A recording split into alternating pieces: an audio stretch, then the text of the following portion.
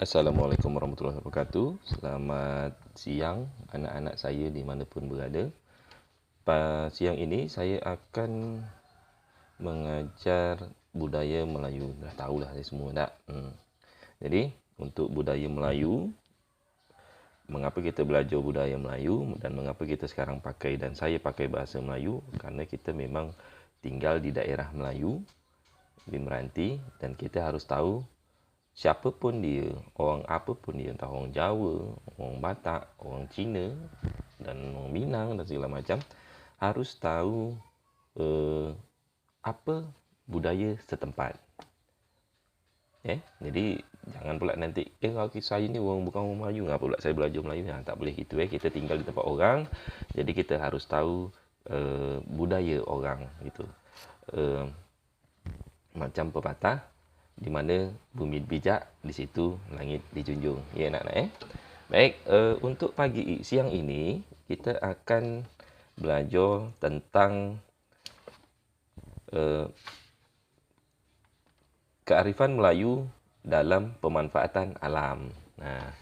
Jadi orang Melayu pun dia pun berkebun juga, dia pun bertani juga. Jadi macam mana sekarang bentuk pertaniannya, bentuk ladangnya akan kita jelaskan dalam video berikut atau dalam rekaman berikut.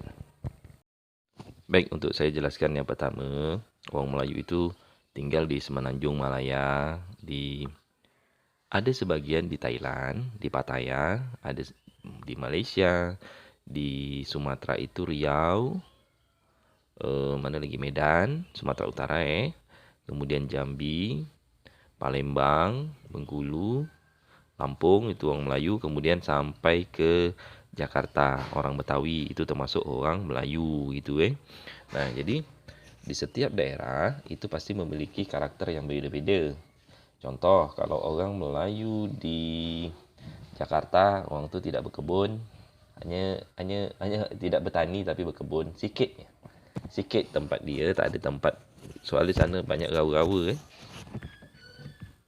atau tempat tu tak bisa dicocok tanam lah. Jadi kalau di Riau, orang ini dia bertanam, berkebun. Pola perkebunan mereka atau pola mereka cocok tanam itu berpindah-pindah, nomaden. Zaman dulu orang tu nomaden, kejap pindah sini, nanti kalau sudah panen, pindahlah di tempat lain gitu Dia tidak mengolah ke tempat itu terus kerana nanti akan merusak alam. Jadi mereka tetap berladang tetapi berpindah-pindah. Misal di sini dah selesai tanam, selesai panen, pindahlah tempat lain gitu. Misal tempatnya kurang cocok dan segala macam, tak elok, itu pindah tempat gitu Untuk pembagian ruang lingkungan itu ada 4 Yang pertama adalah tanah perkampungan. Tanah perkampungan tu terbagi pula dari beberapa. Yang pertama adalah tanah pekarangan. Tanah pekarangan ini pekarangan sekitar rumah je.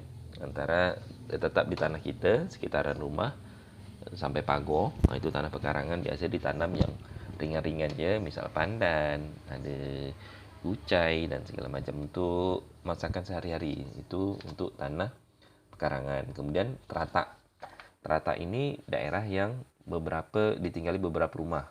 Kalau sekarang ni RT lah sama dengan RT, satu RT gitu. Kemudian dusun ini sama dengan desa atau kelurahan. Kemudian ada tanah kotor. Tanah kotor itu lebih besar dia lagi, kecamatan bisa jadi.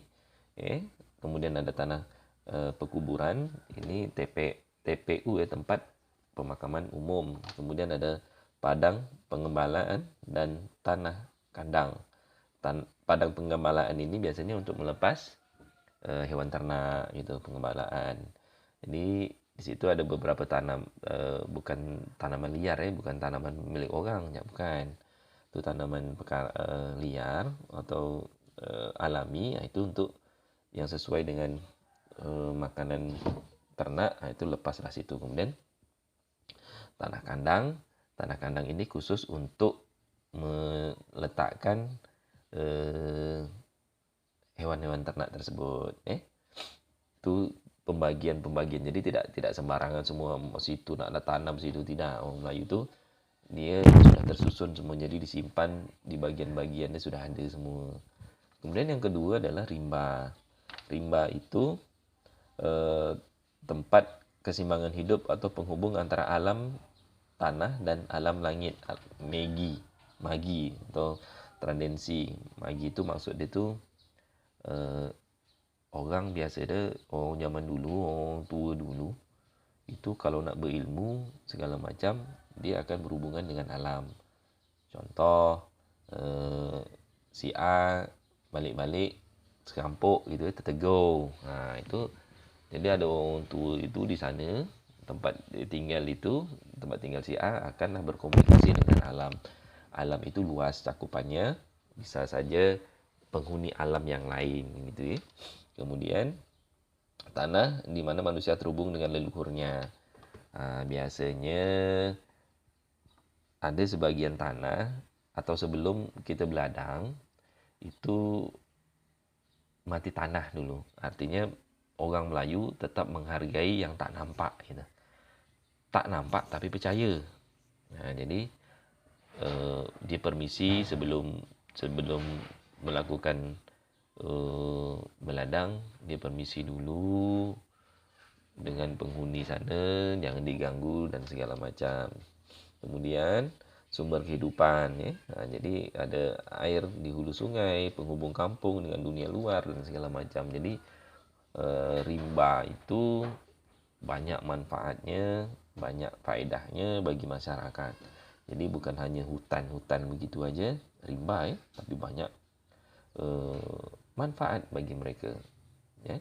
Kemudian penanda alam atau tombok alam bagi wilayah adat dan sumber ekonomi subsistem penghasil tanaman untuk dibuat rumah. Jadi dari rimba itu juga bukan untuk beladang ya, tapi untuk melestarikan segala macam, ada pohon-pohon atau kayu-kayu yang untuk kita buat rumah dan segala macam. Kemudian untuk satwa yang dilindungi. Kalau di sini ada Tesonilo. Tesonilo itu saya pernah masuk ke situ, memang hutan betul di dalam tu. Tapi di situ ada masyarakat. Masyarakatnya tidak akan menebang pokok kayu yang dianggap sebagai kayu tua, tak akan ditebang. Jadi dibiarkan saja. Mereka tinggallah di pinggir-pinggirnya.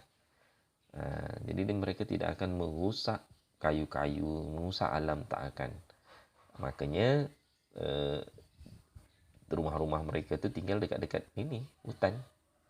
Paling misal kayu depan rumah itu tebanglah, tapi tidak ditebang habis semua macam membuat kebun atau membuat perkebunan itu tidak dihabiskan. Kemudian misal untuk satwa liar. Satwa liar ada, kalau di Sumatera tu ada limau, ya paling takut tu limau, atau disebut atuk lah. Kita tidak akan menyebut dia bentuknya, tapi disebutnya sebagai atuk untuk menghormati lah. Dan banyak hasil tanaman, hasil dari perkebunan, hasil dari rimba tu paling banyak. Jadi tidak dibiarkan gitu saja, mereka tetap mengambil tapi tidak merusak. Itu bedanya ya. Mereka tidak akan menebang habis. Ada 5, ditengok mana yang dah tak elok, itulah yang ditebang ya. Mereka tanam kembali. Jadi kalau dah ditebang satu, tanam dia balik. Kemudian yang ketiga adalah tanah peladangan. Nah, tanah peladangan ini sebagai untuk semusim je. Jadi misal ubi kayu dan segala macam itu untuk tanah peladangan. Mereka agak sebelah dari kebun. Nah, jadi kan pekarangan, kebun, baru peladangan. Nah, itu beda dia. Jadi ada batas-batas dia apa namanya,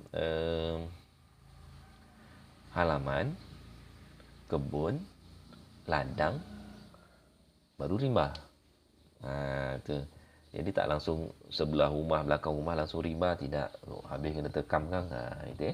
Jadi ada tahap-tahapnya. Kemudian tanah peladangan tu biasanya untuk sayur-sayuran. Kalau tengoklah di bukunya itu di halaman 5. Kemudian yang terakhir adalah kawasan perairan. Kawasan biasanya orang Melayu ini tidak bisa lepas dari yang namanya air.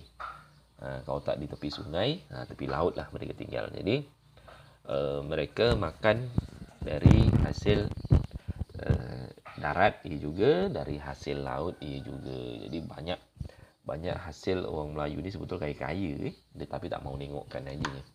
Jadi itulah bentuk dari ruang lingkup atau kearifan Melayu dalam pemanfaatan alam. Mudah-mudahan sampai sini faham. Yang belum pinjam buku silakan pinjam di perpustakaan, dan yang belum masuk di Google Classroom kawan-kawan coba kemudian diinformasikan balik soalnya ini absen terus berjalan. Baik, terima kasih sampai sini aja.